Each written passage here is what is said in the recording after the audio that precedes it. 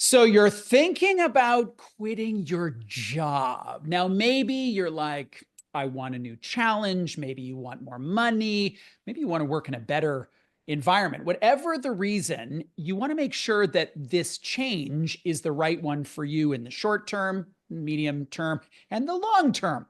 Michael Horn is the co author of a book called Job Moves 9 Steps for Making Progress in Your Career.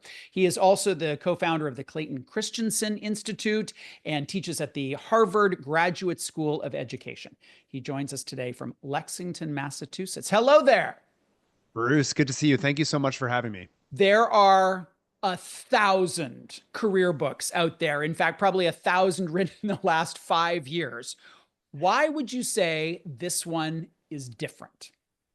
I think it starts with the fact that it's very grounded in research around why individuals actually switched jobs. So we studied well over 1,000 individuals who had actually made the switch, not talking about it, not complaining, but actually switched to figure out what are the root causes that say, today's the day I'm going to actually make the change itself. And from there, we were able to build out these quests for progress, for different sets of reasons that cause people to hire their next job. And that's Hmm. the other big reframe, I think, is a lot of books talk about how to get hired. This is not that book. This Hmm. is a book about how clarifying what you want, the progress you want, so you can get hired and you can hire your next job.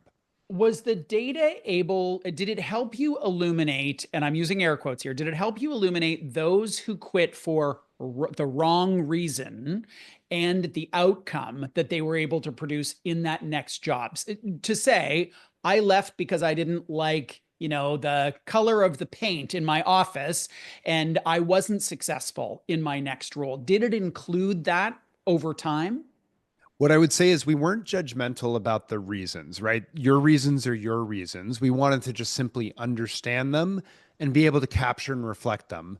But what we did see is that individuals that didn't know how to make trade offs or would jump, sort of look before or leap before you look, right? They often wound up in the exact same place that they had been before.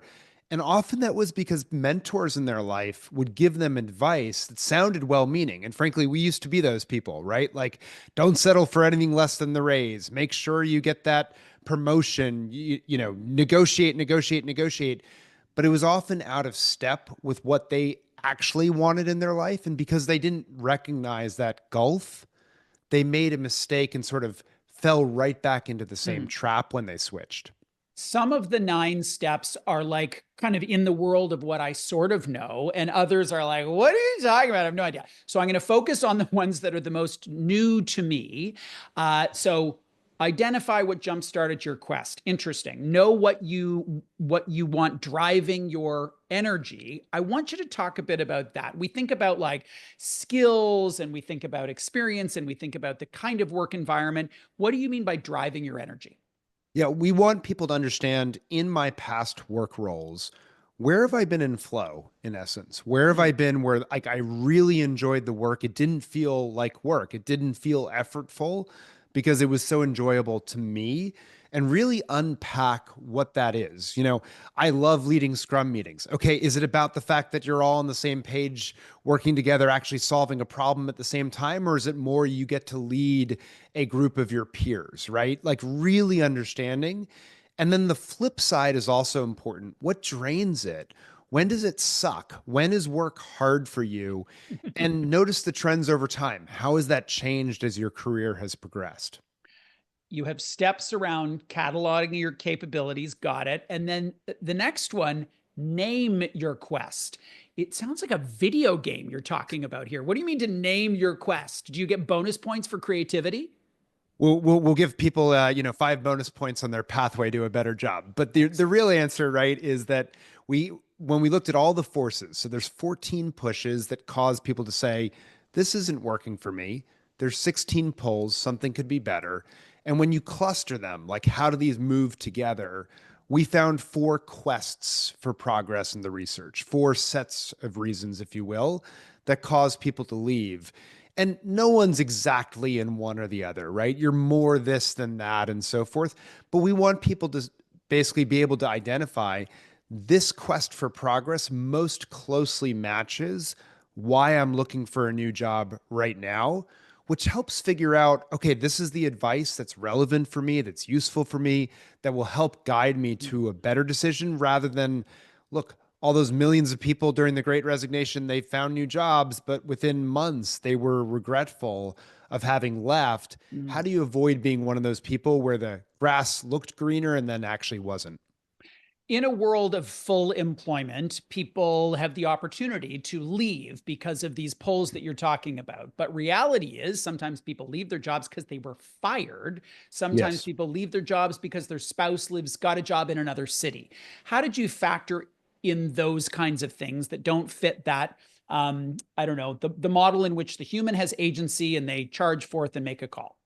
I'm so glad you asked this question because it was one of the big ones we got from readers when they actually read the manuscript, one of whom had recently been let go from her job. And she was like, where am I in this quest for progress? What am I looking for? Like, I just need work. And we were able to say, okay, you're benchmarking this against your current reality. And so one individual we coached, for example, he was like, I got to get out of this place of unemployment. I got to get back in the job market as quick as possible. I will take anything that allows me to do A, B, and C. He was a get out of the current situation.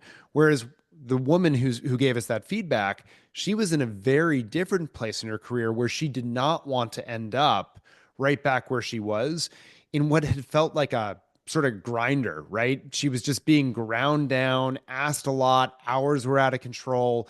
She wanted to maintain some control as she got back into the job market. And so that career life balance question was much more paramount. So she would make a good decision.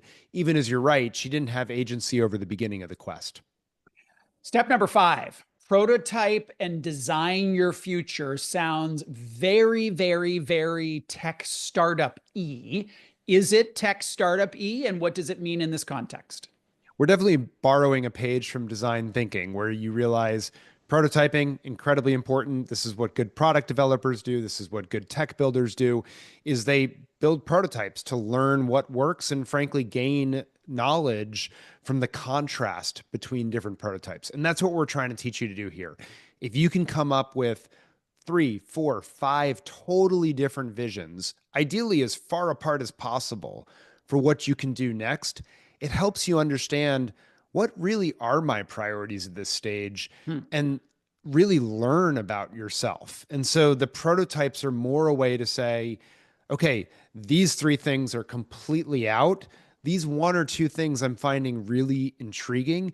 And what they teach me is that, my top priority at the moment right now is to get back into individual contributor role. I don't want to be managing and I want to have control over where I do my work. As an example, right?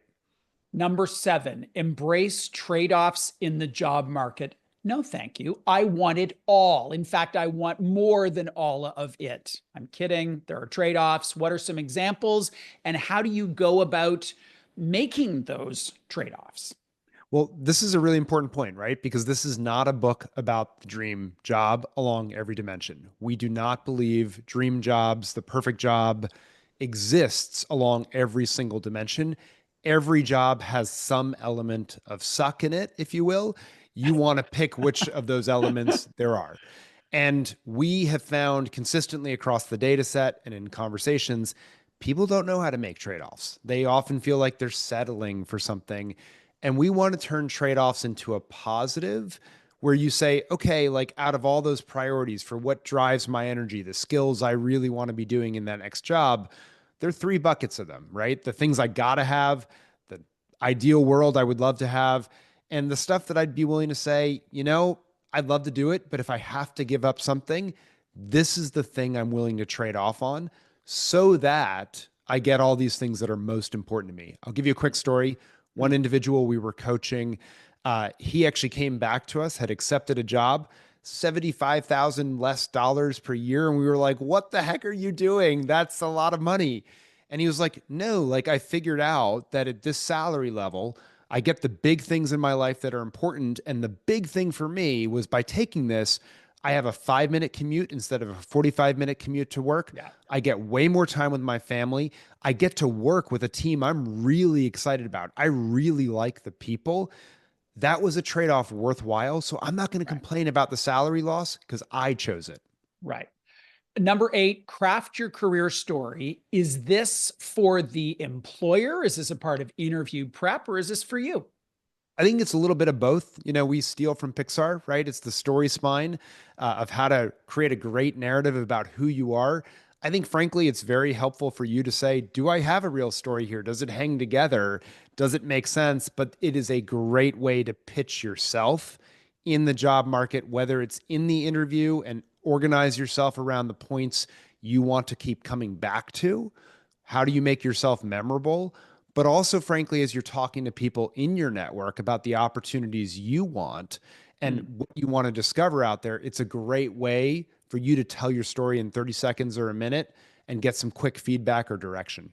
Number 9 ties back to what you said right off the top. Apply for jobs you'd like to hire. The yeah, but is the economy is strong, but the unemployment rate's creeping up. Uh, will people have that choice? Yeah. And this is a big thing right now. Let's just call it what it is. With AI, frankly, helping people apply to jobs, since we've wrote the book, people are now applying to 100 jobs without even blinking because the AI is doing it for them. That means so many more job applications for these scarce jobs out there. But what I think we know is that most jobs still get filled by your network. And frankly, I expect that to go up in a world of AI. What we also know is a lot of jobs don't get posted. So the big argument I would be making, instead of trying to be the one out of 1,000 that's fitting through that applicant tracking system filter and getting into the interview, how do you become more like 1 out of 5 gearing for a job? You do that by not playing the numbers game, but instead really having personal conversations where you kind of help craft that job description and role in partnership with the hiring manager and the place you want to work. If you can be having those people conversations, then I think you get out of this madness right now that is the full employment economy, but creeping unemployment and with employers pretty skittish.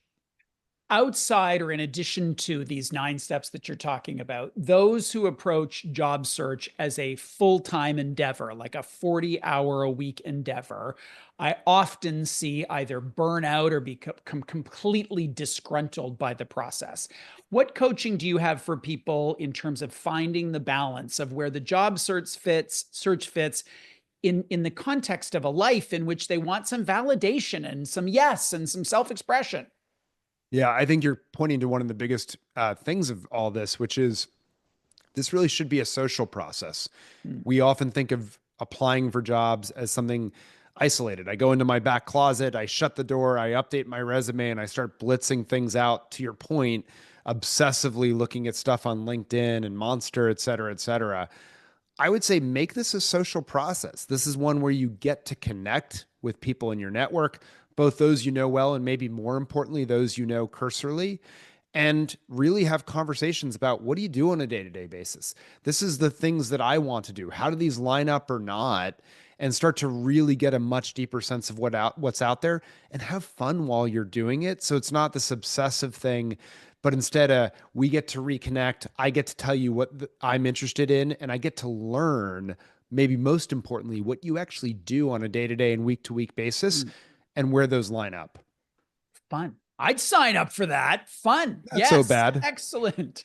Michael, thank you for your time today. Really appreciate it. Bruce, really appreciate your show and thank you for having me. Michael Horn is co author of Job Moves 9 Steps for Making Progress in Your Career.